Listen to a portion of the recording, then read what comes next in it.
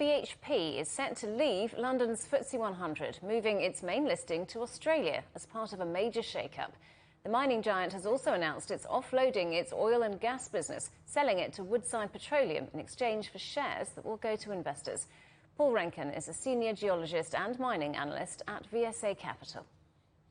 They're doing it now, I think, because they feel that they would get probably the best value for shareholders for the oil assets in order to make the split off at this time with the essential merger of those assets with Woodside Petroleum. And as a result, it creates two freestanding entities in that regard, Woodside Petroleum with fossil fuels, and then BHP, essentially a mining firm, global, which does not have or will not have any fossil fuels in it going forward.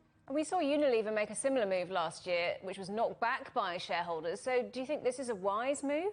It is in concept. I have some question about it, though, as to where they have chosen to go with the Australian listing as the domicile as opposed to London. I understand that is part of the legacy history of when it first came together with the merger of BHP and Billiton back more than a decade ago. But that being said, I'm not sure that going forward that'll be in the best interest of shareholders when it comes to things like corporate tax. So we'll see what the shareholders say. And as part of this, BHP is farming out its fossil fuel business. What's the significance for it and for the mining sector?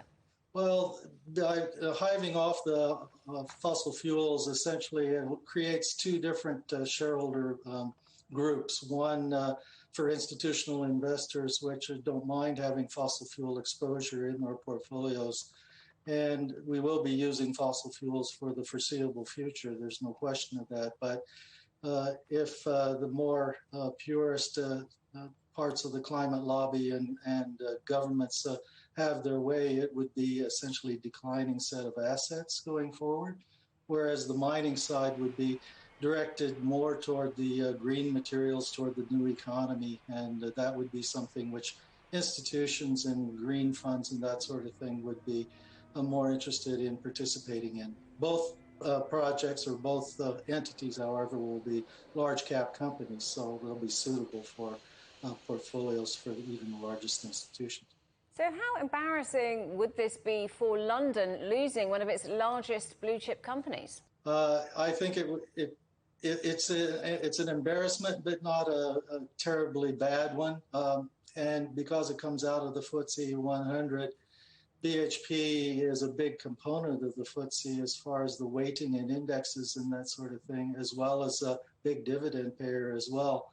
It'll diversify the indexes a little bit better, so they won't be so